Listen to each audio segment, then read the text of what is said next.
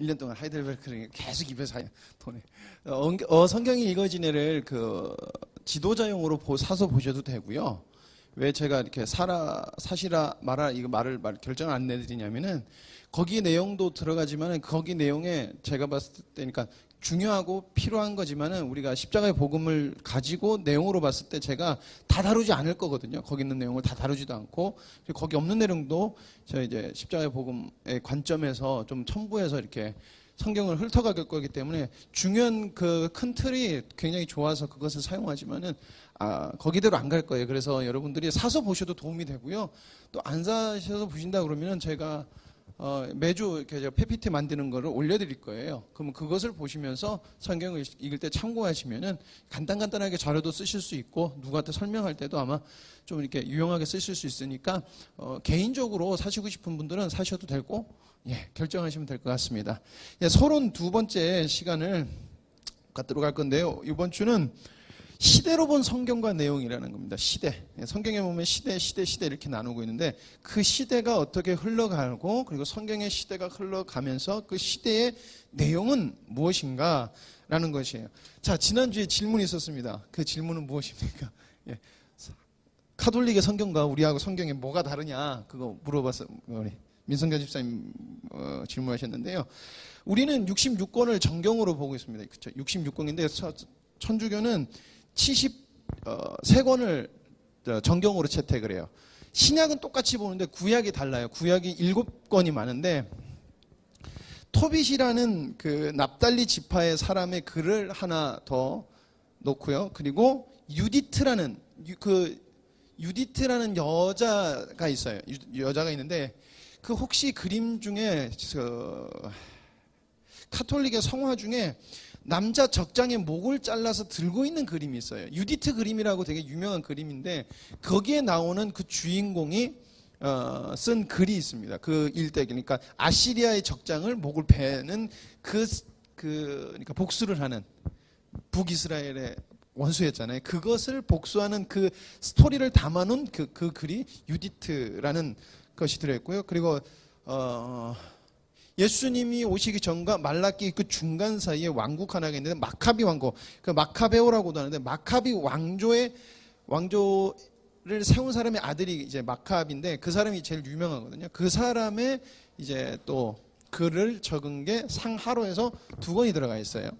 그리고 지에서 집에서 우리가 아는 바룩 이렇게 3개 총 들어가 있어서 우리보다 더 많이 이게 보고 있어요. 근데 왜 이거를 우리는 안 넣냐면은 약간 이게 성경은 사실을 얘기하는 게 아니에요. 성경은 사실을 얘기하는 게 아니라 성경은 하나님의 계시를 얘기하는 거예요. 사람들이 착각하는 게 성경은 하나님의 계시를 말한 거기 때문에 하나님의 계시로서의 불필요한 내용은 다 빼버리는 거예요. 그렇기 때문에 성경은 사실을 증명하려고 하는 게 아니라 진리를 그냥 선포하는 거예요. 나중에도 이야기하겠지만은 그러다 보니 그리고 예수님이 유년기 때 시절이 들어가 있는 글들이 생각보다 많아요. 근데 우리가 그걸 정경으로 채택하지 않는 이유는 굉장히 미신적이거나 아니면은 좀 이렇게 왜곡되거나 이렇게 적은 것들이 있어요. 그래서 옛날에 저 교수님, 신대원 다닐 때 교수님이 얘기를 해주시는 게 하나가 예수님이 굉장히 폭력적인 예수님으로 이렇게 묘사가 된 게 있는데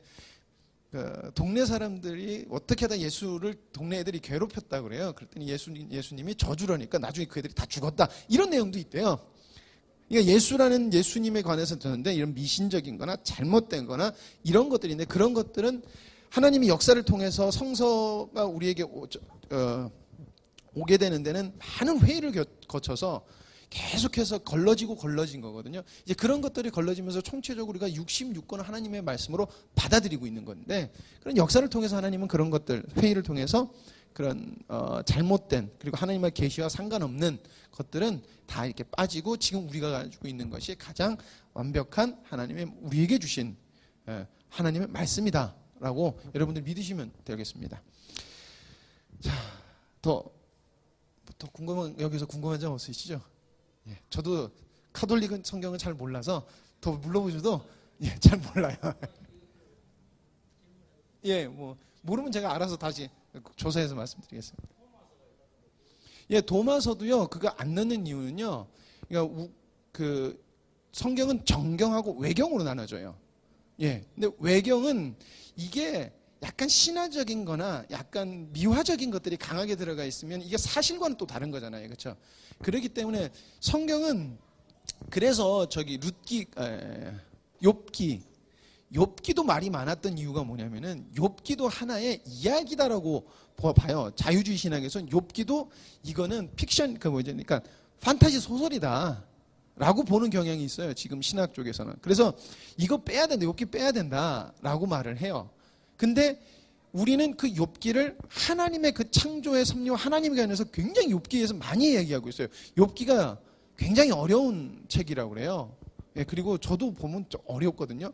왜 그러냐면 하나님에 관해서 굉장히 많은 방대한 분량이 엄청 들어가 있어요. 왜냐면은 부족하지만 그 친구들과 욥기에 언쟁을 하는 중에 굉장히 하나님에 관해서 엄청나게 많은 것을 얘기하고 하나님의 창조적인 섭리 있잖아요. 그래서 누가 그것을 하늘의 자를 재고 뭘 하면서 창조의 섭리까지도 이야기하고 있잖아요. 그렇기 때문에 그거를 이건 사실이고 이건 하나님의 창조 의도와 하나님의 경륜이 들어가 있다. 그래서 욥기는 이건 정경이 맞다. 하나님의 말씀이다라고 정해버린 거예요. 외경은 이건 하나님의 말씀은 아니에요. 도움은 될 수 있고 역사적인 사실 근거로서 우리가 참고는 할 수 있지만 이것은 진리는 아니라는 거예요. 그거는 외경이라고 분리하는 거예요. 그래서 도마서도 외경으로 분리가 돼요. 네, 감사합니다. 아는 쪽에서 질문해 주시면 이렇게 잘 설명해 드릴 수가 있어서. 자, 그럼 넘어가도록 하겠습니다. 우리가 신약하면은 여러분들 성경이라고 이렇게 이꼴 이렇게 나오잖아요. 그렇죠? 근데 신학이라는 것이 여러분 대단한 학문이에요. 철학에서 형 이사학이라는 것이 있어요. 형 이상학. 형 이상학이란 뭐냐? 바로 초월적인 존재를 다루는 학문이에요. 집사님 이거 에코가 들어가 있는지 계속 울려요. 웅웅 그래요. 제가 들을 때는. 초월적인 존재를 다루는 학문이에요. 그래서 초월적인 학문을 다루는 그 학문이 총 3가지가 있는데 일철학이라고도 하고 총 3개가 있는데 우주에 관해서 다루는 거예요. 여러분들 우주를 이해하실 수 있습니까? 저희 대학교 때 제가 국악을 했잖아요. 우리 교수님이 맨날 하시는 말씀이 우리 국악은 우주의 음악이다. 우리 국악은 신비로운 인간이 감히 범접할 수 없는 신적인 음악이 맨날 이 말씀을 하셨거든요. 대금 개인 직속 교수님이 맨날 그 말씀하셨는데 여러분 우리 우주에 관해서 알 수가 없어요. 그래서 우주가 제1철학이고요. 존재론이에요. 존재론 자체도 1철학이에요. 존재라는 건 알 수 없어요. 여러분 존재라는 것을 아십니까? 존재가 무엇입니까? 존재라는 것이 사람이 범접할 수 없는 공간입니다. 그리고 3번째가 신학이에요. 사람들이 신학은 우리 한국에서는 신학을 굉장히 무시하는 경향이 있는데요. 서양에 가면요. 왜 서양에서 예수님을 믿지 않으면서도 신학 박사들이 이렇게 많고 신학이 많냐면요. 이것을 철학의 최고 단계로 보기 때문에 그래요. 그러니까 독일에서 우리 목사님들이 유학을 많이 하시는데 그 옛날에 어떤 목사님이 독일에 갔는데 아직도 예수 그리스도가 십자가에 달려갔다가 부활한 걸 믿는 어리석은 정신 나간 사람 없죠? 그렇게 이야기를 하더래요. 그래가지고 나 여기서 배울 거 없다. 그래가지고 당장 그냥 학기 자퇴하시고 나오셨대요. 근데 지금 독일의 신학들은 그렇게 가고 있고요.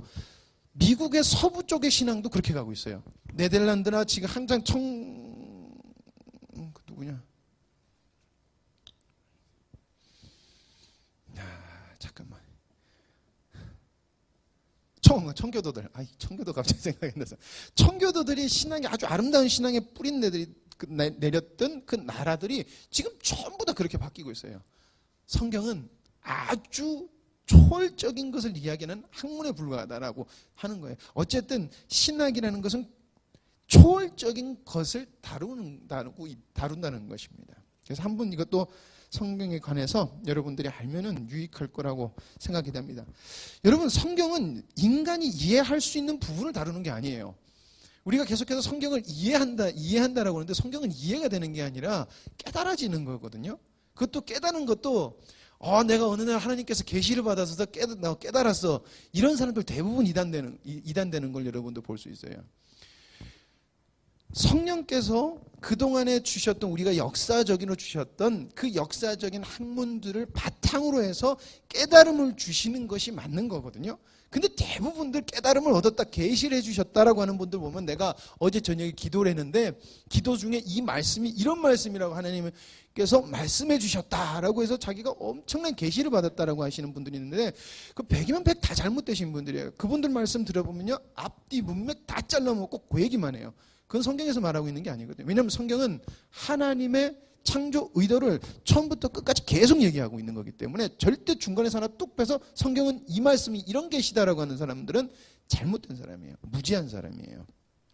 자, 그래서 성령의 도우심 없이는 우리는 성경을 절대 알아갈 수 없다라는 것을 우리 마음속에 아셔야 돼요. 그래서 하나님께 깨닫게 달라는 우리가 기도를 하면서 봐야 되는 게 성경이에요.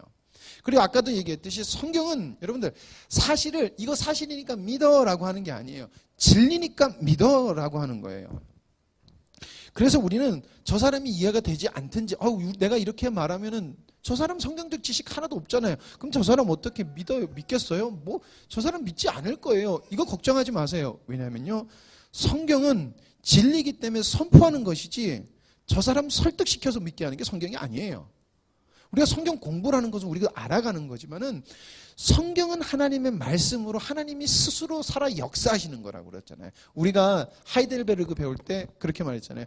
성경은 그 말씀 자체, 이 성경책이 아닌 말씀 그 자체가 살아서 역사하시는 하나님이라는 거예요. 왜? 하나님이 말씀하신 거기 때문에. 그렇기 때문에 여러분들 우리가 하나님께서 선포해야 될 감동 주시고 이렇게 상황을 따라서 우리 인도하시겠다 분명히 약속하셨잖아요. 그때 하나님의 말씀이 생각나는 게 있으면요, 저 사람이 이해되려는지 안 되려는지 생각하지 마세요. 그것도 인간적인 관점이거든요. 그냥 선포하세요. 그럼 깨닫게 하시는 분은 그 사람이고 하나님의 은혜를 입은 사람이면은 그 사람은 듣게 돼 있다는 거예요. 당장은 아니더라도 언젠가는 듣게 돼 있다는 것입니다. 그래서 우리는 이해가 되는 뭐 그냥 한 책을 보는 아주 복잡한 책을 보는 게 아니라 이해할 수 없는 하나님을 기록한 우리가 인간으로서 이해할 수 없는 그런 것이 성경이다. 그래서 이 성경은 성령님만이 깨닫게 하실 수 있다라는 것을 여러분들이 성경을 이런 거다라고 마음에 확 박으셔야 돼요. 그리고 기억하셔야 되고 때를 따라서 주님의 은혜를 간구하시면서 보셔야 될 것 같습니다. 자, 지금 세계적으로 여러 좀 정리되어 있는데 전부 다는 안 했어요. 굉장히 많은 무슨 주의 이런 게 있는데 성경을 보는 관점들에 대해서 간단하게 설명을 드릴 거예요. 왜냐하면은 성경이라는 것은 지난주에도 얘기했지만 보는 관점이 굉장히 중요해요. 이 중요한 정도가 아니라 잘못 보면은 엉뚱한 길로 가게 돼 있는 거예요. 그렇기 때문에 관점에 대해서 나눌 건데요. 저희가 개혁주의, 보수주의라는 개혁주의에 속한 교회예요. 대한예수교 장로회라고 붙은 교회는 대부분 개혁주의, 칼빈 개혁주의라고 하는 그 개혁주의를 그 노선을 따르고 있어요.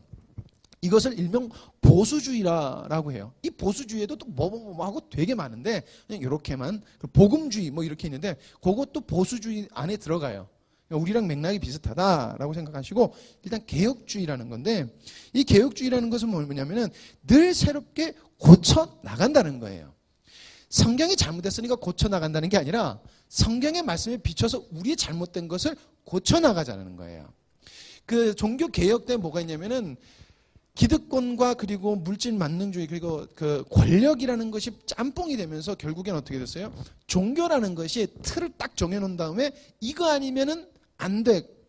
권력을 그리고 이득을 추구하는 쪽으로 바뀌어버렸잖아요. 종교라는 것이. 그러다 보니까 그러니까 자기네들 모습을 고치는 게 아니라 누군가가 대빵이 돼서 이 사람 말이 법이 되는 거예요. 근데 이건 도대체 교회가 아니라는 거예요. 그래서 루터가 어떻게 됐어요? 루터가 종교개혁을 일으킨 거예요. 우리 잘못됐다. 바꿔야 된다. 그래서 바꿔 나가는 거예요. 그것을 루터가 시작했지만은 최대 그러니까 그 개념을 잡은 것은 칼빈이에요. 루터도 옛날에 말씀드렸지만은 로마 카톨릭에 많이 몸담고 있었던 사람이라서 여러 가지들이 카톨릭적인 것이 많이 남아 있었어요. 그러나 칼빈은 그렇지 않았어요. 그래서 칼빈이 지금 저희가 하는 신학이라는 걸 배우는 그 조직 신학적인 것은 대부분 칼빈이 그리고 쯔빙글이나 여러 가지 사람들과 들로 해서 정의가 내려진 거예요. 자, 그래서 개혁주의는 늘 새롭게 고쳐간다. 성경에 비춰서 고쳐간다라는 것이고요. 신앙의 목표는 오직 하나님의 영광 위해서예요. 그러니까 사람들이 교회 나오는 이유가 특히나 우리나라는 그 무속신앙에 토속신앙이 굉장히 적인 것 요소들이 교회도 너무 많이 이렇게 녹아내려가지고 예수 믿고 복 받으라. 옛날 전도를 이렇게 많이 하다 보니까 이런 것들이 녹아내서 그런데 아니에요. 교회의 목적은 오직 하나님의 영광을 위해서요. 그러니까 우리가 예수님을 믿는 것도 하나님의 영광을 위해서 믿는 거예요. 그러면 그 영광이 오전 말씀에 뭐라 했어요? 하나님의 말씀대로 이런 복 저런 복 저렇게 내가 너희가 축복과 저주와 화와 뭐를 내가 함께 내려놨다라는 거잖아요. 그게 실질적으로 우리가 하나님의 백성대로 살아갈 때는 뭐가 우리에게 온다? 하나님의 축복이 우리에게 오는 것이라는 거예요. 하나님의 약속이 오는 것이다. 그런 것이에요.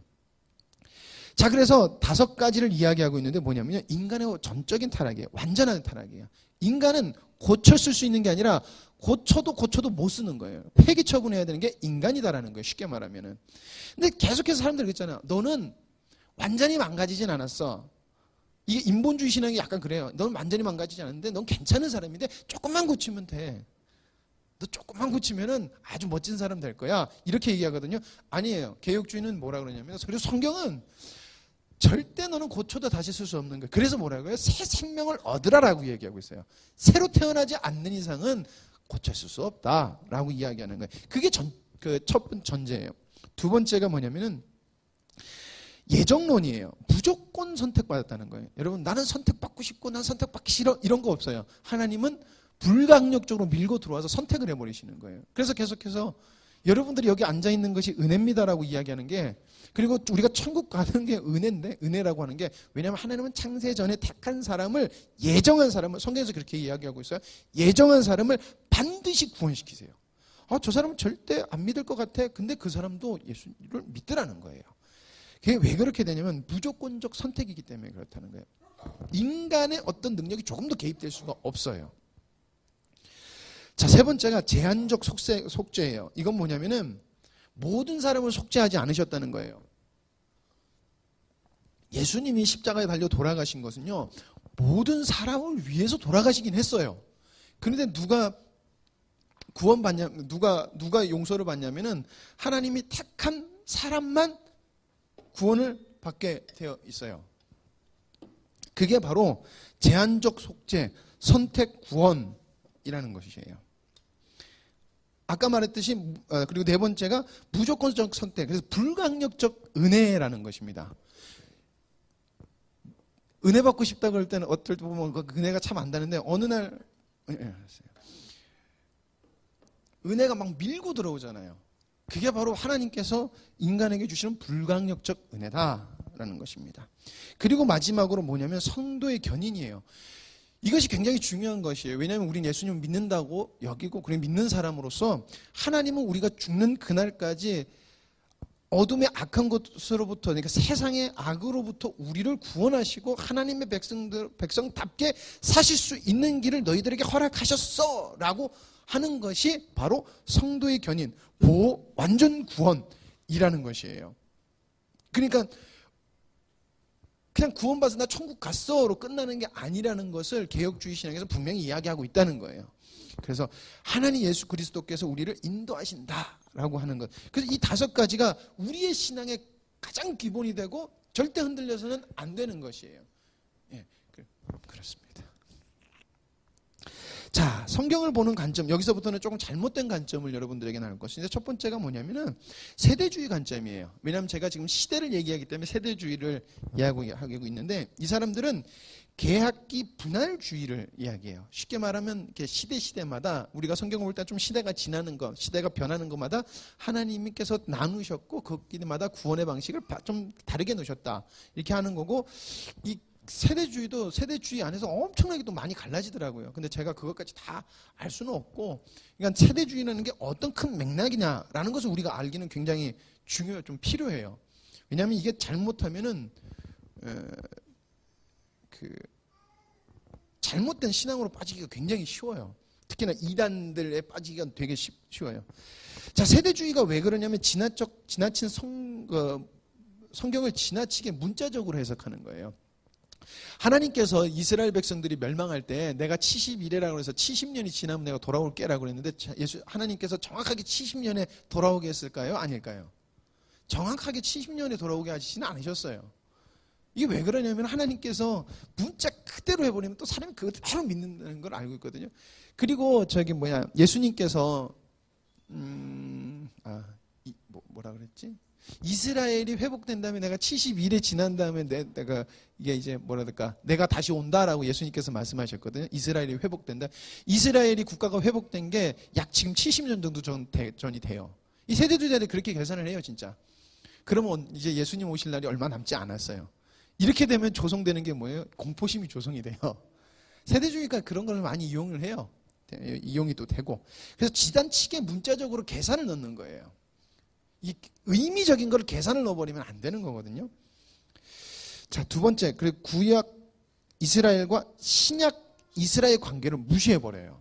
그래서 어떤 목사님이, 저 아직도 제가 생생하게 기억이 나는데, 집회를 갔다가 어떤 목사님이 이 구약 이거 쓸데없는 거 이거 우리가 볼 필요 없는데 이러시더라고요. 신약만 우리가 잘 알고 있으면 돼 이러시는데, 제가 초등학생이었는데도 그때 되게 놀랐어요. 왜 구약을 왜 쓸데없는 거라고 그러지? 왜 그러시냐면은 하나님의 경륜을 모르시기 때문에 그래요. 그리고 구약 안에 하나님이 담겨놓으신 비밀한 것들을 모르시기 때문에 그렇다는 거예요. 그리고 세대주의자의 관점에서 구약과 신약을 무시해버리는 거예요. 이 관계를 무시해버리는 거예요. 예. 그렇다라고 하는 것입니다. 그리고 청년왕국설 근간으로 이 세상을 7 경륜으로 나눠요. 이 세상이 창조된 시대부터 예수님 올 때까지 7가지의 경륜으로 나누니까 7시대라고도 얘기를 하더라고요. 근데 경륜으로 나누는데 첫 번째가 뭐냐면은 무죄시대예요. 양심시대고요. 인류통치 시대, 그리고 약속시대, 율법시대, 은혜시대, 왕국시대 이렇게 해서 끝나요. 자, 이게 뭐냐면요. 잘 보이시죠?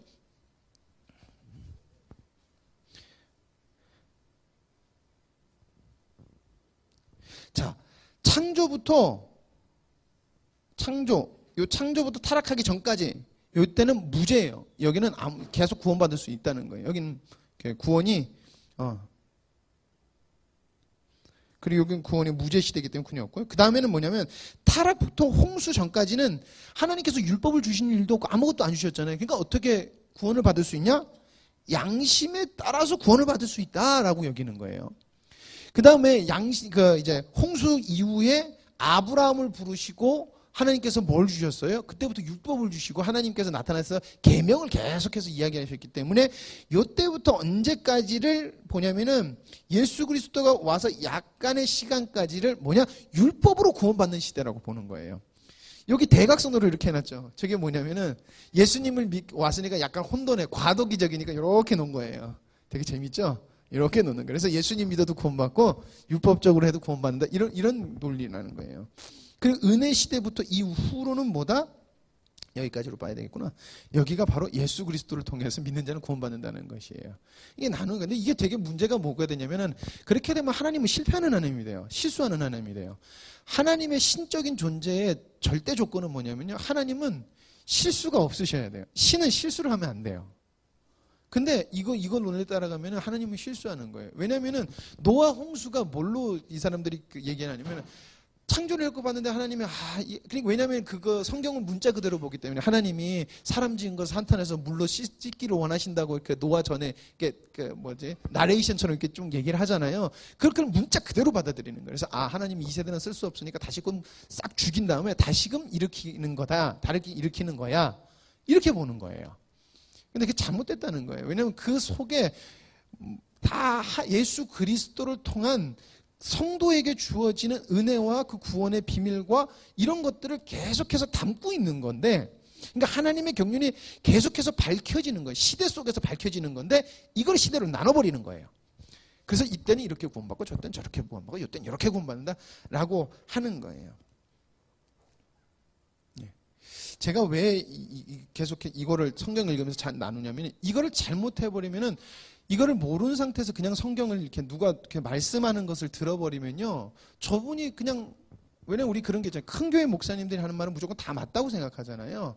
좀 이렇게 유명한 목사님들이 나오면은, 아, 저분 말씀은 맞다라고 하는데, 그분들도 세대주의 관점으로 성경을 잘못 얘기할 수 있어요. 뭐 그것 때문에 지옥 가는 건 아니지만은, 잘못된 관점으로 얘기한 걸 그대로 받아들이면 바른 신앙생활 할 수가 없어져요.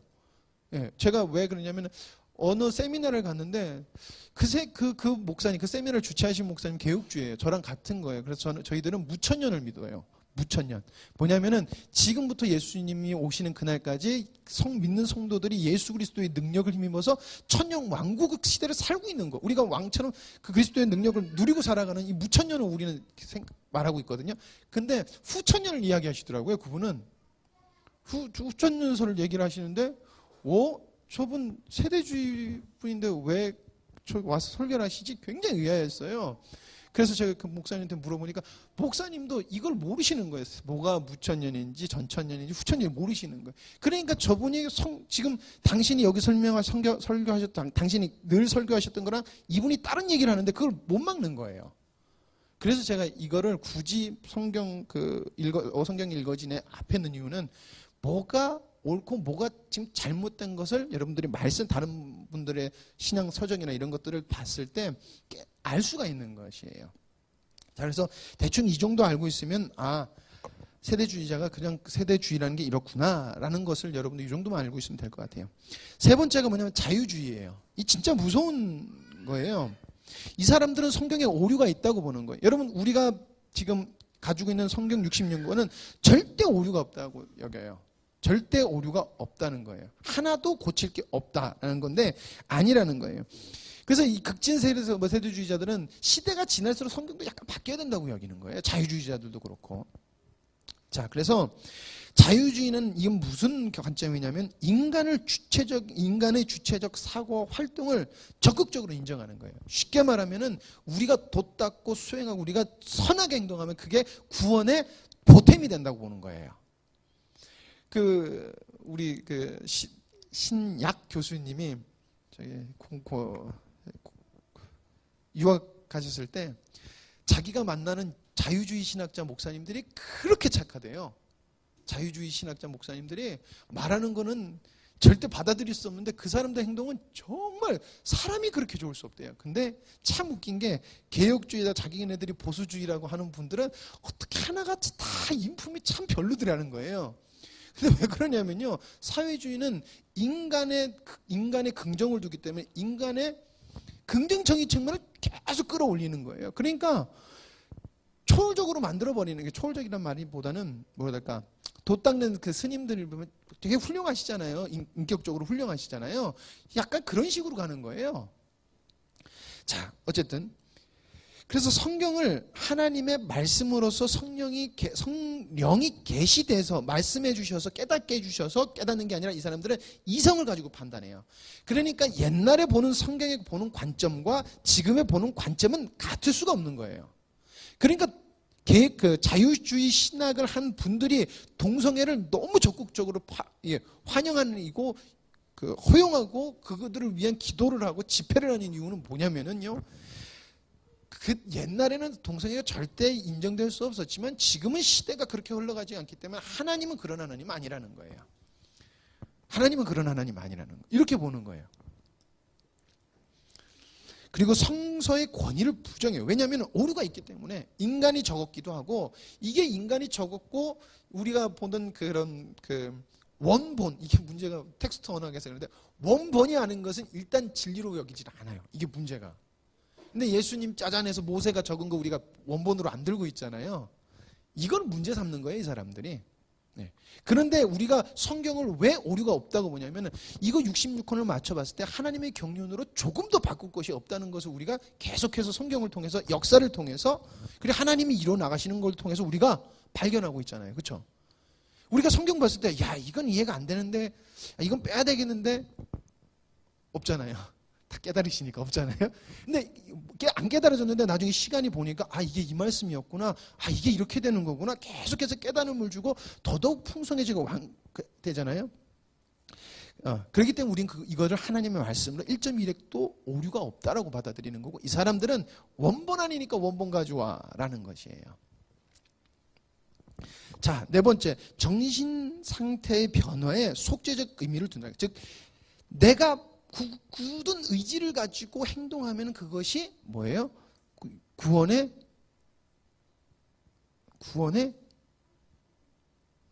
뭐라고 표현하는 게 좋을까요? 구원에 조금 보탬이 된다?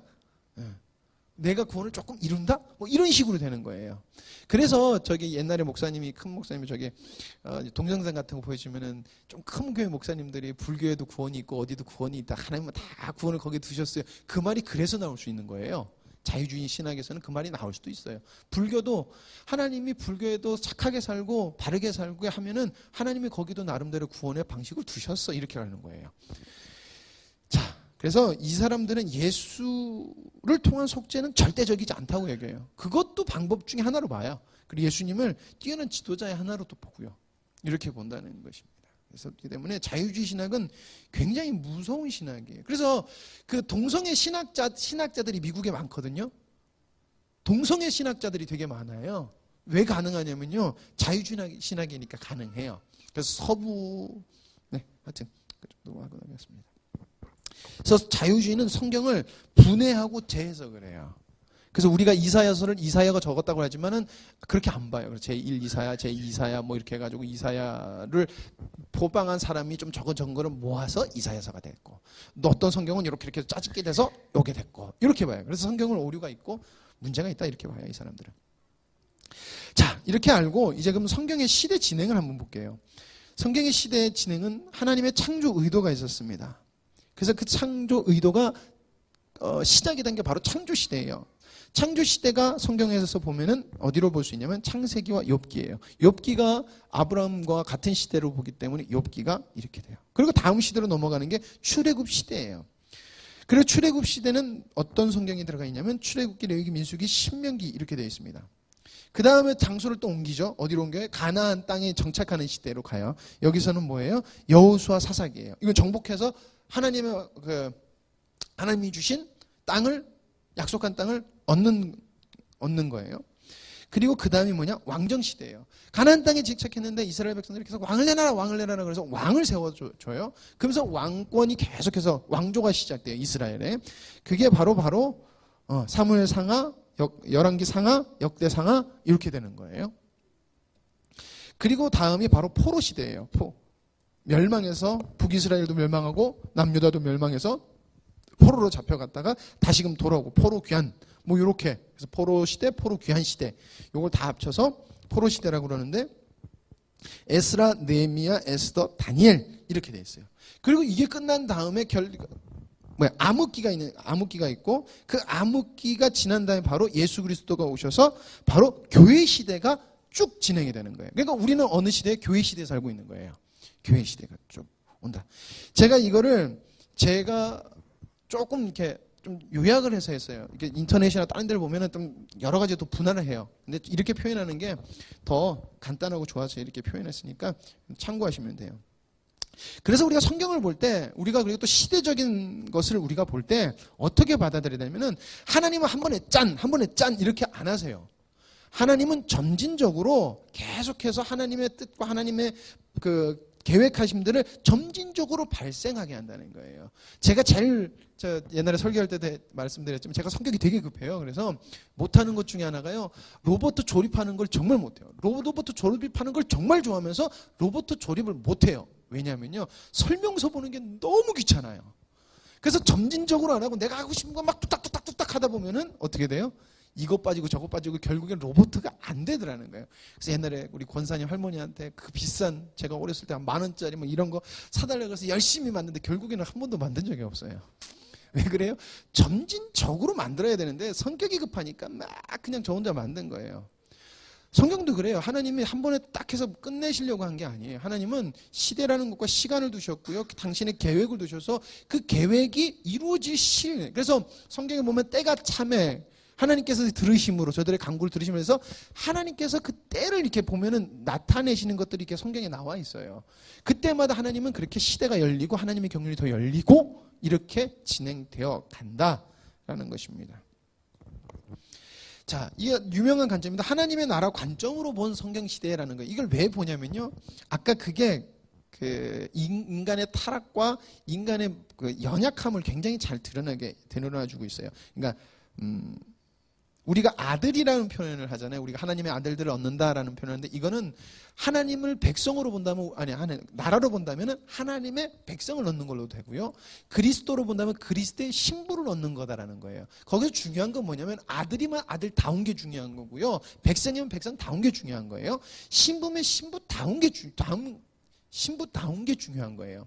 그게 어떻게 가능해요? 예수 그리스도 십자가로 말미암아 하나님께서 창세전에 의도한 모든 말씀들이 이루어진다. 그리고 그것을 그리스도인이 갈 수 있다라고 얘기하는 게 십자가의 복음이거든요. 근데 그거를 이제 하나님의 나라 관점이다라고 똑 해서 얘기를 해서 이제 이야기를 하는 건데 관점이 괜찮아요. 그러나 그 이후의 것을 이야기 못 해요. 하나님의 백성이다 라고 해야 되는데 하나님의 백성은 어떻게 이것까지는 이야기는 이렇게 모르겠어요. 현재로 제가 접하는 것들은 거기 이상으로는 나가지 못해요. 그러나 그 전까지는 굉장히 괜찮게 잘 정리가 됐어요. 자, 모세오경이에요. 모세오경은 창세기, 출애굽기, 레위기, 민수기, 신명기예요. 이걸 모세가 줬다. 그래서 모세오경이라고 하거든요. 근데 여기 내용에는 뭐가 들어가 있냐면 바로 영토 국민 통치자 이것이 나와요. 예수님께서 에덴 동산을 창조하신 다음에 뭘 하셨어요? 땅을 만들으셨죠? 그렇죠? 영토. 예, 영토를 만드셨어요. 영토 만드신 다음에 뭐였어요? 영토 안에 그 백성이 살아갈 수 있는 모든 것을 넣으시고 그 다음에 뭐 하셨어요? 백성을 넣으셨어요. 아담과 하와를 거기다 넣으셨어요. 그리고 마지막 날에 뭐 하셨어요? 하나님이 통치자로서 와서 좌정하셨어요. 그게 안식하셨다. 그래서 인간식이다 제가 몇 번 설명을 해드렸을 거예요. 그렇게 해서 하나님의 나라라는 것을 완성된 아름다운 나라를 보여주는 거예요. 이게 맞는 거야 라는 거. 이게 진짜 너와 나의 관계다. 너는 나를 통해서 안식해라. 이렇게 하는 것이 거기 들어가 있는 것이에요. 근데 어떻게 타락을 하면서 그 관계가 깨어지는 거예요. 사람은 계속해서 자기를 위해서 살아가는, 하나님을 위해 살아가는 게 아니라 자기를 위해서 살아가는 존재로 바뀌어버려요. 그래서 한번 하나님께서 노아의 홍수를 통해서 멸하시고 다시금 노아의 후손 중에 아브라함을 부르셔서 하나님의 나라를 발전해 나간다라는 것을 하고 있는 내용이 바로 모세 오경 속에 들어가 있다. 그래서 출애굽기는 뭐예요? 그 다음에 땅 주겠다. 백성을 먼저 아담이 아니지. 아브라함과 이삭과 야곱을 통해서 민족을 만들잖아요. 그 다음에 뭐예요? 땅인 가나안 땅으로 주겠다 가라라는 거예요. 그래서 가나안 땅에 가면 너희들 뭐 해야 돼? 내가 왕이다. 내가 너희들의 왕이야. 이거 이야기하고 있는 거예요. 그래서 그걸 베이스를 잡고 있는 것이에요. 자, 그리고 두 번째는 뭐냐면 바로 사사시대라는 거예요. 아이고, 넘어갔다. 자, 그래서 사사시대는 여호수아, 사사기, 룻기, 3상까지도 봐요. 3까지 보는 거예요. 왜냐면은 사무엘이 마지막 사사예요. 왕이 다스리기 통치 전에 민족을 다스렸던 사사가 사무엘이 마지막이라서 사무엘 상까지 보는데 여기 보면 계속해서 하나님께서 뭐냐면 오직 여호와만이 왕이시다는 걸 계속 강조를 하는데 이스라엘 백성들 그러니까 유대인들이 계속해서 뭐라 그래요? 우리에게도 왕을 좀 줘라. 저 나라는 왕이 있어서 힘 좋은 왕이 있어서 우리를 통치하고 계속해서 영토도 확장하고 굳건한 나라로 생활하는데 우리 이게 뭐냐. 자기들이 하나님의 말씀을 순종하지 않는 건 생각 안 하고 계속해서 뭐예요? 핑계를 왕이 없잖아. 왕 줘. 왕 좀 내놔. 왕 좀 세워줘. 계속 이러고 있다는 거예요. 그래서 사사기를 보면은 그들이 왕이 없으므로 각기 소견대로 행했다라고 이야기를 하고 있어요. 자, 그리고 나서 결국에는 하나님께서 들어주세요. 그래. 그럼 내가 왕 세워줄게. 그래서 첫 번째 세우는 게 바로 사무엘이에요. 그리고 계속해서 쭉 왕조 시대가 왕조가 계속 바뀌고 그리고 나중에 남북도 이렇게 갈라지면서 왕조가 생기게 돼요. 그러나 결국엔 뭐예요? 하나님의 참다운 왕이 계속해서 세워지지가 않아요. 되게 재밌는 게 다윗도 굉장히 힘이 많은 왕이잖아요. 다윗이 훌륭한 왕이지만 다윗은 파렴치한 행동도 많이 하는 왕이기도 해요. 근데 다윗도 온전하지 못했는데 그래도 다윗이 그래도 대표적인 메시아상이에요. 메시아라는 거 꼭 예수님을 말하는 게 아니라 메시아는 구원자라는 뜻이기 때문에요. 그 메시아라는 뜻은 구원자라는 뜻이에요. 그러니까 다윗이 최고의 왕상이에요. 왕의 모습이에요. 그래서 사울하고 다윗을 비교하잖아요. 그게 뭐예요? 세상 나라 왕과 하나님의 나라의 왕. 이것을 보여주고 있는 거예요. 어쨌든 다윗 이후로부터 한 명도 왕다운 왕이 서질 않아요. 솔로몬도 굉장히 하나님 앞에서 잘한 것 같지만 솔로몬 때문에 이스라엘이 망하는 결정적인 역할을 줘요. 있는 우상이랑 우상을 다 갖다가 이스라엘 안에 넣어놓고 그리고 그 아들에게 기회 줬는데 그 아들이 악한 자의 말을 따라가서 결국에 어떻게 해요? 이스라엘을 반쪽으로 나누고 북이스라엘은 계속해서 그냥 죄악의 일로만 쭉 걷고 그래도 남유다는 간혹 가다가 선한 왕이 탄생하고 하는데도 그 선한 왕조차도 계속해서 엉뚱한 짓을 해요. 히스기야라는 왕은 우리가 되게 유명한 왕으로 알게 되면 히스기야 왕이 고침받은 다음에 제일 잘못한 행동이 뭐예요? 므낫세를 낳은 거예요. 아주 악한 왕을 낳고요. 하나는 뭐냐면요. 남유다가 멸망할 수 있는 빌미를 바벨론에게 허락해요.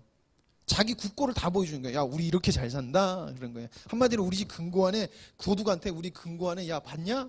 이거 갖고 싶지. 멋지지. 그리고 그걸 잠근 거야. 아, 이건 통째로 뜯어가지. 그래서 히스기야 이것 때문에 나중에 바벨론이 지나갈 때 꼭 유대를 쳐야지 이 생각을 가지고 있었어요. 그래서 결국엔 유대가 바벨론에 멸망하게 되는 빌미를 줘요. 그래서 이 왕정시대에 그 많은 왕이 있지만 야, 진짜 왕은 나다라는 것을 이야기를 하고 있어요. 그 다음에 망하고 다시 돌아오는 포로 시대에 뭐냐면은 언약을 지키는 사람은 누구냐? 바로 나잖냐? 바로 내가 너희들의 진정한 왕이다라는 거예요. 포로가 된 다음에 돌아올 수 있는 거는 불가능한 거예요. 그런데 하나님은 약속한 대로 나중에 에레미야가 예언한 대로 돌아오게 하셨다라고 이야기하고 있거든요. 그러니까 하나님이 선지자를 통해서 말씀하신 것을 이루신 거예요. 그것을 통해서 뭘 말씀하시냐면은 바로 내가 진짜 왕이야 라는 것을 말하고 있는다는 거예요. 지금 계속 왜 왕왕하냐면 하나님의 나라 관점이기 때문에 제가 왕왕하는 거예요. 그래서 이렇게 모세 오경부터 포로 시대까지 쭉 이렇게 내려오고 그 내용이 내용이 진행되는 것이다 라는 게 하나님의 나라 관점으로 보는 거예요. 그래서 진정한 예수 그리스도 왕 대신 예수 그리스도가 오신 게 예수 그리스도의 사건이다 이렇게 보는 것이죠. 자, 성경의 시대 흐름과 그 내용을 보면요, 너무 너무 복잡하죠 지금. 이제 그만한 게 나을까요? 예, 왜냐하면 지금 이거보다 또 길어요. 좀 길어요. 예, 그럼 여기까지 일단은 하겠습니다. 이게 다음 주에 제가 이걸 만들면서 이거 뒤로 가면 길 텐데 그랬는데, 예, 어쨌든 성경을 보는 관점을 이 정도만 여러분들이 보시면서 성경을 이해하시면요, 성경이 그렇게 이게 이렇게 뭐라 될까 어렵고 그러지는 않아요. 그러니까 우리가 다 깨달을 수는 없지만은 낯설고 그러지는 않고 생각보다 재밌어요. 근데 역사적인 것도 인터넷으로, 요즘에 인터넷이 참 발달된 게 좋더라고요. 그래서 옛날에는 책을 막 넘겨가면서 몇 페이지째 이래야 되는데 요즘은 굉장히 좋아요. 이렇게 다다다닥 치면요, 누가 그렇게 또 표도 잘 해놔서 이렇게 보는데, 그런 관점을 이렇게 보시면은 성경이 생각보다 재밌고, 성경이 이게 그렇게 어려운 게 아니었구나, 이렇게 우리가 낯설게 느껴질 만한 것이 아니구나 라는 것을 여러분들이 알 수 있으실 것입니다. 기도하시겠습니다. 하나님 아버지, 감사합니다. 저희들에게 하나님의 말씀을 주시고 그리고 그 말씀을 따라 살게 하시니 주님 감사합니다.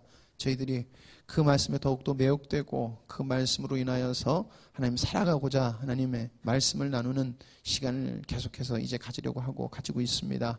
하나님, 깨닫는 은혜를 주셔서 하나님의 말씀을 저희들이 바르게 누리며 살아가게 하시고 말씀이 참 능력이 되게 살아가게 하여 주시옵소서.